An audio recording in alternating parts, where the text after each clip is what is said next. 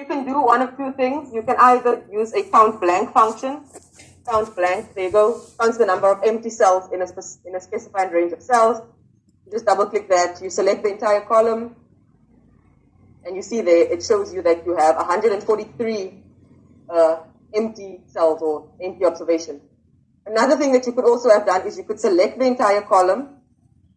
You can go to the home tab there under sort and filter. You can just say, let's say sort A to Z, continue the current selection. And if you did that, so you just select, you don't select heading, but you just sort it alphabetically.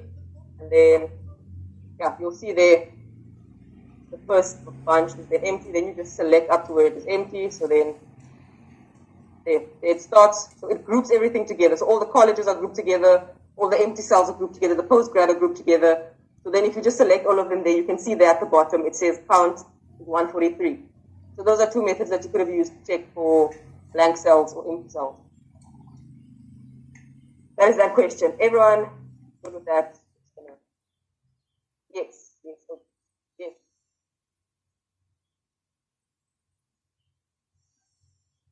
Oh, if you want to select an entire column, let's just do this one. You just click on the top one, Control, Shift, and down arrow. Yeah. You press and hold Control, press and hold Shift, and then you just click the down arrow once, and that selects an entire column for you. You can do it with rows as well, where you select an entire row. There was another question. Yes.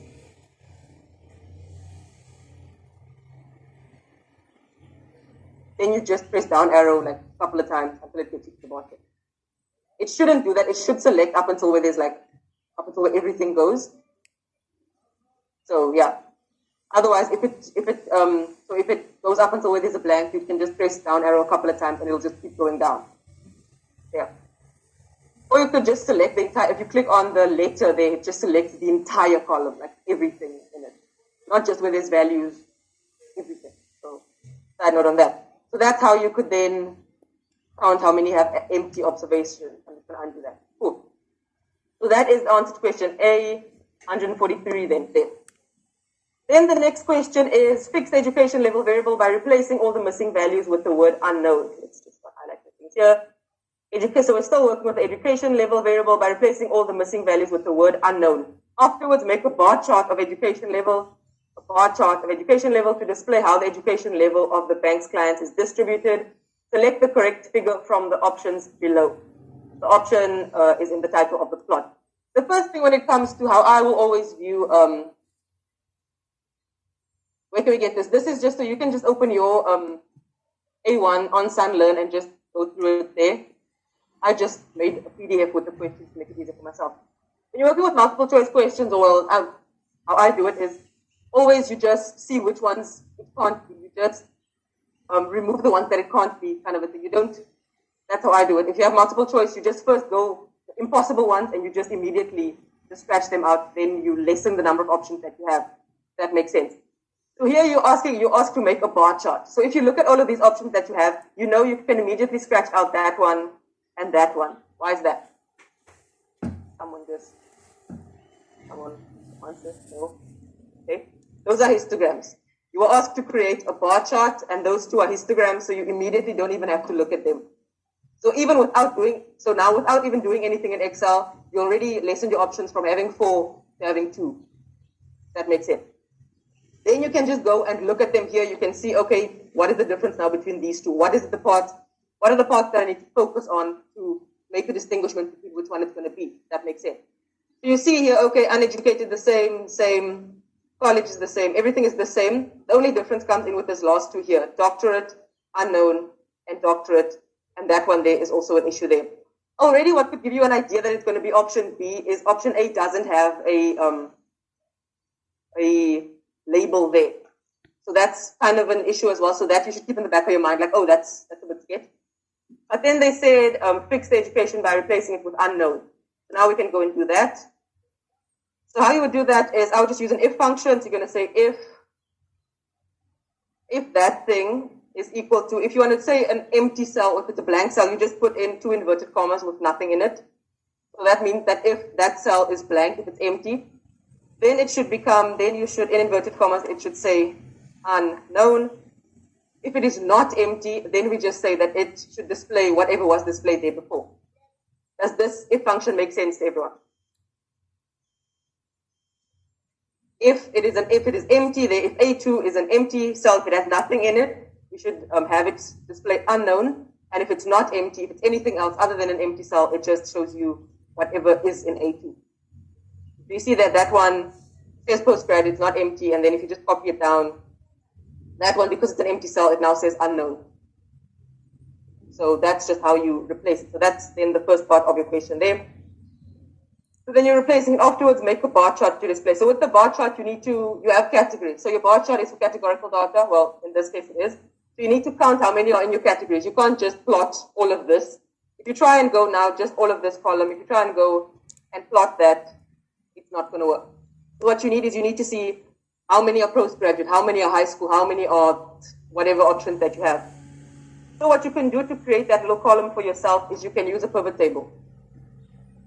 So you're going to just click on the data, insert, you can insert a pivot table there, and then your selected range is just going to be this single column. You're going to say, okay, that's what it is.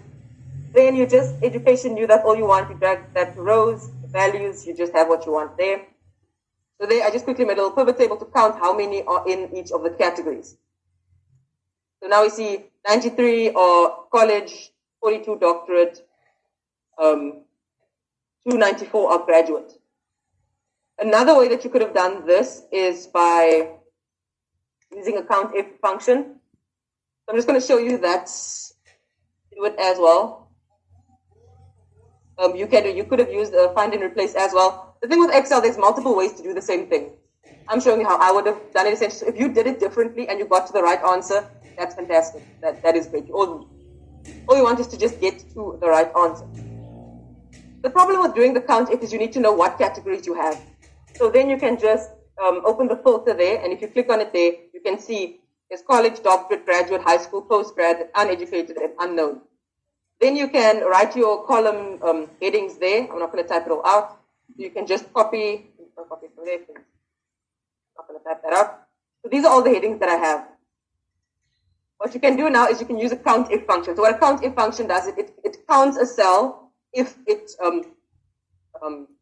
puts a certain criteria. So what you're going to do, let me show you, is you can do a COUNTIF, then the range. So then you just go and you select the data that you want. That is all of the data that we have there. And notice you have to select the one that has the unknowns filled in. And then the criteria is just that. So if it is college, it's going to count it as a cell. So now here it's going to count everything that is college in here. So, and then you just need to fix the data range. You're going to use the same. So there, 93, you just copy it down, and you see it gives you the same answers that you got from the pivot table. Copy. 93, 42, so you see there are two ways to do the exact same thing. And then from there, I can I select all of that I have there, bar chart, there it is. I can add my data labels in there. Make sure you're muted on Teams, please. So yeah, so that is then what you could have done there. You could have gotten it as a percentage as well, because if you look at the graphs here, it's given in percentages. So then you can just add that up, and you're going to add that up, and then you're just going to get the relative frequency as a percentage there. So then it'll just be how you normally get your relative frequency divided by that, you fix it, copy that down, and you just get it in terms of a percentage. So that is, you're used to this, you have your frequencies, now you just got your relative frequency in terms of percentages. And you saw the difference was with the doctorate and the unknown. So the doctorate and the unknown, so then if you go and check here, doctorate is 4.43 and unknown is 15.07. 15.07 for unknown and doctorate is 4.43. So that's, that is your right option. Or you could have, yes. Ma'am, okay, so on your Excel sheet, ma'am, I saw that when you copy the